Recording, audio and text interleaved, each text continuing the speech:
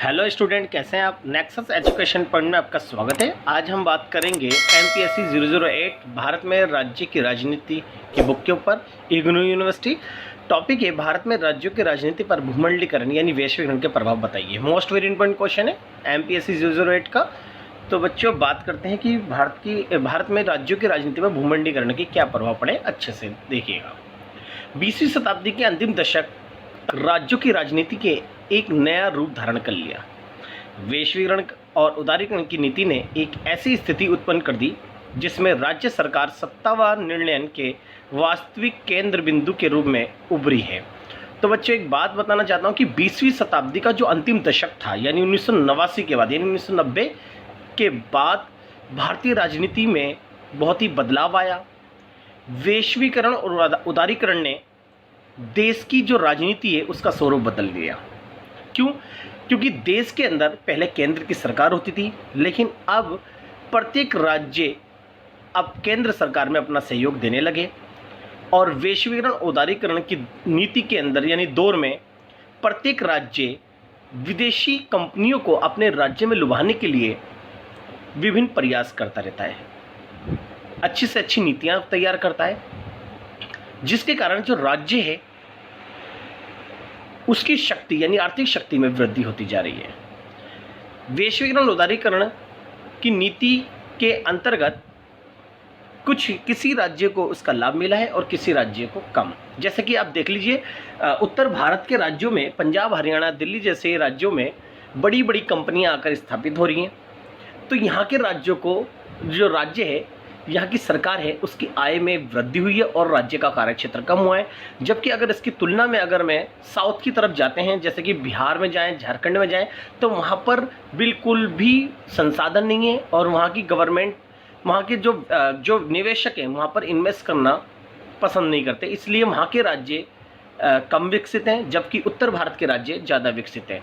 इसलिए 20वीं शताब्दी में उदारीकरण और वैश्वीकरण की नीति ने राज्यों का स्वरूप बदला और प्रत्येक जो निवेशक है जिस राज्य में अपनी कंपनियां स्थापित करता है, तो बड़े बड़े पूंजीपति वर्ग उस राज्य को यानी उस राजनीति में चंदा देते हैं, जिसका आधार उस राज्य में सरकार की स्थापना होती है। और हर निवेशक यानी बड़ी बड़ी पूंजीपति वर्ग यही आशा करता है उस राज्य में जब पूंजी राजनीति में लगाता है तो उस राज्य की सरकार उनके हित की नींव करे, उनको अच्छे से अच्छा बाजार उपलब्ध कराए। तो यानी जो पूंजीपति वर्ग है वो स्वार्थ पूर्ति लाभ प्राप्त करता है, इसलिए राज्यों की शक्ति जो है वो दिन पर दिन बढ़ती जा रही है, जिसके कारण केंद्र की तुलना में अब केंद्र का जो अस्तित्व है वो धूमिल होता जा रहा है। चलिए आगे देखते हैं। विदेशी पूंजी को आकर्षित करने के लिए राज्य सरकारों के बीच प्रतियोगिता छिड़ी हुई है, यानी प्रत्येक राज्य चाहता है कि ये कंपनी मेरे राज्य में है, ये राज्य में है, तो ये प्रतियोगिता है। इस प्रतियोगिता में जो राज्य सबसे ज़्यादा जिस राज्य की सबसे ज़्यादा नीतियाँ वहाँ कर रहे हैं अच्छे होंगे, तो निवेशक भी उसी राज्य में अपनी कंपनियाँ स्थापित करेगा। और दूसरी बात ये भी है, तो जो निवेशक है वो भी कुछ तत्वों को देखता है, कारकों को, जैसे कि जहाँ मैं कंपनी लगा रहा हूँ वहाँ की जलवायु कैसी है, वहाँ मज़दूर मिलेंगे नहीं मिलेंगे, वहाँ कच्चा माल उपलब्ध है या नहीं, बाज़ार कैसे हैं, और इसके साथ साथ वहाँ पर यातायात व्यवस्था कैसी है, बिजली पानी का सारा प्रबंध है। इन चीज़ों को ध्यान में रखकर जो निवेशक है अपनी पूंजी को उस राज्य में निवेश करता है। इसी आधार पर राज्यों के बीच जो असमानता है वो पैदा होती जा रही है। वर्तमान दौर में केंद्र में सरकार बनाना महत्वपूर्ण क्षेत्रीय दलों के समर्थन के बिना संभव नहीं है, क्योंकि वैश्वीकरण के दौर में प्रत्येक राज्यों के जो क्षेत्रीय दल हैं वो बहुत ज़्यादा शक्तिशाली बढ़कर सामने आ रहे हैं और सभी लोग अपने अपने क्षेत्रीय दलों को वोट देना पसंद करते हैं, जिसके कारण केंद्र में जो सरकार होती है उससे समर्थन क्षेत्रीय दलों से लेना पड़ता है, इसलिए वो सरकार बनने में असमर्थ होता है।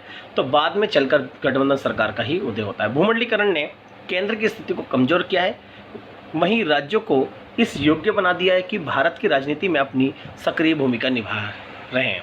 फलस्वरूप विदेशी निवेश ने भी सभी राज्यों पर एक समान प्रभाव नहीं डाला।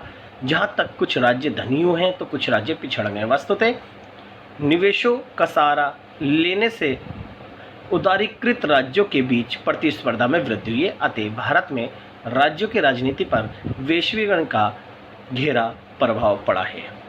तो अब हम बात करेंगे भारत में राज्यों की राजनीति पर वैश्वीकरण के प्रभाव। कुछ पॉइंटों को हम एक्सप्लेन करेंगे, उसे ध्यान से देखिएगा। पहला है दलीय प्रणाली का प्रभाव। तो वैश्वीकरण के दौर में दलीय प्रणाली में भी परिवर्तन हुआ और अधिकांश राज्यों में 2 से अधिक पार्टियां मुख्य दलों के रूप में उभर कर आई। केवल पश्चिम बंगाल उपवाद रहा जहां एक ही दल प्रभाव बना हुआ है। तो यहाँ पर दलीय प्रणाली को भी ज़्यादा प्रभाव पड़ा भूमंडलीकरण के दौर पर। अब बात करेंगे दूसरा पॉइंट है राजनीति पर भूमंडलीकरण के प्रभाव। भूमंडलीकरण का राज्यों की राजनीति पर महत्वपूर्ण प्रभाव ये पड़ता है कि भूमंडलीकरण में पूंजीपति लोग राजनीति को अपने पक्ष में करने के लिए और उद्योगों से संबंधित अनुकूल फैसलों के लिए राजनीतिक दलों को चंदा देते हैं ताकि विजय प्राप्त राजनीतिक दल उनके हितों से संबंधित कार्य कर सकें। इस प्रकार हम कह सकते हैं कि वैश्वीकरण का भारतीय राजनीति में अहम भूमिका हो रही है। तो नेक्स्ट है अब राज्यों की स्थिति में सुधार। तो राज्यों की स्थिति में सुधार क्या है, इसके बारे में देखते हैं कि भूमंडलीकरण यानी वैश्वीकरण के दौर में राज्यों की स्थिति में सुधार हुआ है क्योंकि प्रत्येक राज्यों में उच्च तकनीक से कुशल व सस्ती वस्तुएं लोगों को प्राप्त हुई है और बड़े बड़े उद्योगों के कारण राज्यों के कोष में वृद्धि हुई जिससे राज्यों की स्थिति में सुधार आया। ये था राज्यों की स्थिति में सुधार जो कि वैश्वीकरण के कारण हुआ। अब बात करते हैं विदेशी निवेशकों द्वारा राज्यों से समझौता। तो वैश्वीकरण के कारण विदेशी निवेशकों और राज्य सरकार से समझौता कर रहे हैं, अर्थात प्रत्येक राज्य सरकार विदेशी निवेशकों के साथ सौदा करने की अपनी ही कार्य सूची प्रस्तुत कर रही है क्योंकि राज्य हर चाहती है कि विदेशी निवेशक हमारे राज्य में आए। इसलिए राज्य सरकार क्या करती है, निवेशकों को बहुत सारा जो एनवायरनमेंट है कंपनियों को स्थापित करने का वो मुहैया कराए, जैसे अच्छे बड़े बड़े वनों को साफ करके बड़ी बड़ी भूमियाँ देना, यातायात व्यवस्था उत्पन्न कराना और रेलवे लाइनें बिछा कर देना, बिजली का प्रबंध करना, ये बाजार, ये सारी सुविधाएं। लाइसेंस परमिट राज्य व्यवस्था के दौरान में राज्य सरकारों ने परिवहन की गति पर प्रतिबंध लगाना हेतु उच्च सीमा शुल्क और चुंगी की दीवार खड़ी कर दी थी। इसके परिणाम स्वरूप स्वराज्य आज वर्तमान समय में वैश्वीकरण का दौर जारी है।